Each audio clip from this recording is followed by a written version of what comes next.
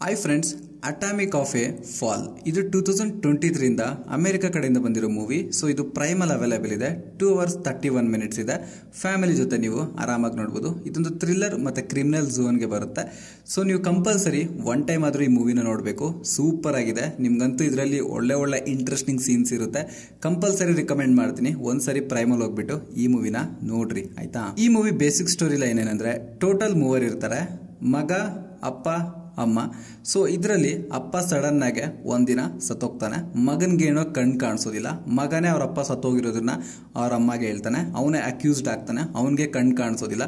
ಮತ್ತೆ ಇವರು ಕೋರ್ಟ್ಗೆ ಹೋಗ್ತಾರೆ. ಕೋರ್ಟಲ್ಲಿ ಸ್ವಲ್ಪ ಗೊತ್ತಲ್ಲ ನಿಮಗೆ, ಇನ್ವೆಸ್ಟಿಗೇಷನ್ ಅದು ಇದು ನಡೆಯುತ್ತೆ. ಆಮೇಲೆ ಏನಾಯ್ತು ಅನ್ನೋದೇ ಬೇಸಿಕ್ ಸ್ಟೋರಿ. ಸೊ ನೀವು ಅಲ್ಲಿಂದ ಮೂವಿನ ಪ್ರೈಮಲ್ ನೋಡ್ರಿ, ನಿಮ್ಗೆ ಕರೆಕ್ಟಾಗಿ ಅರ್ಥ ಆಗುತ್ತೆ. ಈ ಮೂವಿನಲ್ಲಿ ಪ್ಲಸ್ ಪಾಯಿಂಟ್ ಅನ್ಸಿದ್ದೇನೆಂದ್ರೆ, ನನಗೆ ಇವರ ಆಕ್ಟಿಂಗ್ ಸೂಪರ್ ಆಗಿದೆ. ಆಕ್ಟಿಂಗ್ ಅಂತೂ ನನಗಂತೂ ಇವರ ಆಕ್ಟಿಂಗ್ ಬಂದ್ಬಿಟ್ಟು ಭಾರಿ ಇಷ್ಟ ಆಯ್ತು. ಮತ್ತೆ ಸಿನಿಮಾಟೋಗ್ರಫಿ ಅಷ್ಟೇ ಸೂಪರ್ ಆಗಿದೆ. ಮತ್ತೆ ಬ್ಯಾಕ್ ಗ್ರೌಂಡ್ ಸ್ಕೊಂಡು ಸೂಪರ್ ಆಗಿದೆ. ಪ್ರತಿಯೊಂದು ನೀವು ನೋಡ್ತಿದ್ರೆ ನೋಡ್ತಾನೆ ಇರ್ತೀರಾ. ಅಂದ್ರೆ ಅಷ್ಟು ಇಂಟ್ರೆಸ್ಟಿಂಗ್ ಆಗಿ, ಅಷ್ಟು ಟೆನ್ಷನ್ನ ಕ್ರಿಯೇಟ್ ಮಾಡಿದ್ದೀರಾ ಮೂವಿನಲ್ಲಿ. ಅದೊಂದು ನನಗೆ ಭಾರಿ ಇಷ್ಟ ಆಯಿತು. ನಾವು ಅಂದರೆ ನೆಕ್ಸ್ಟ್ ಏನಾಗುತ್ತೋ ಅನ್ನೋ ಕ್ಯೂರಿಯಾಸಿಟಿ ಬ್ರೈನ್ನ ಕೊರಿತಾನೆ ಇರುತ್ತೆ. ಸೊ ಆ ಕೊರಿಯೋದ್ರಿಂದ ನಾವು ಒಂದು ಮೂವಿನ ನೋಡ್ತಾನೆ ಇರ್ತೀವಿ. ಅಷ್ಟು ಚೆನ್ನಾಗಿರುತ್ತೆ. ಇನ್ವೆಸ್ಟಿಗೇಷನ್ ಸೀನ್ಸು ಮತ್ತು ಆ ಕೋರ್ಟ್ ಸೀನ್ಸ್ ಇದೆಯಲ್ಲ, ಅವು ಅಂತೂ ಸೂಪರ್ ಆಗಿದ್ದಾವೆ. ಒಂದ್ಸರಿ ಆದರೂ ಮೂವಿನ ಹೋಗ್ಬಿಟ್ಟು ನೋಡ್ರಿ. ಈ ಮೂವಿನಲ್ಲಿ ನನಗೆ ಮೈನಸ್ ಪಾಯಿಂಟ್ ಅನ್ಸಿದ್ದೇನೆಂದ್ರೆ, ಅಲ್ಲಲ್ಲೂ ಒಂಚೂರು ಸ್ಕಿಪ್ಪಿಂಗ್ ಮೂಮೆಂಟ್ಸ್ ಇದಾವೆ.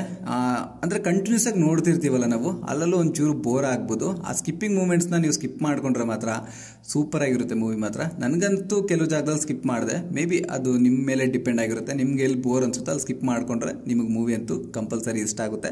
ಅಲ್ಲಲ್ಲೂ ಒಂಚೂರು ಬೋರ್ ಆಯ್ತು ನನಗೆ, ಅಷ್ಟೇ ಬಿಟ್ರೆ ಮೂವಿ ಚೆನ್ನಾಗಿದೆ. ಇನ್ನು ಈ ಮೂವಿ ಬಗ್ಗೆ ಒಂದು ಮಾತ್ರ ಹೇಳ್ಬೇಕಂದ್ರೆ, ಅವರಪ್ಪನ ಸಾಯಿಸಿರೋದು ಯಾರಂತ ತಿಳ್ಕೊಳೋದೆ ಬೇಸಿಕ್ ಪಾಯಿಂಟ್ ಅಷ್ಟೇ, ಇನ್ನೇನು ಇರೋದಿಲ್ಲ.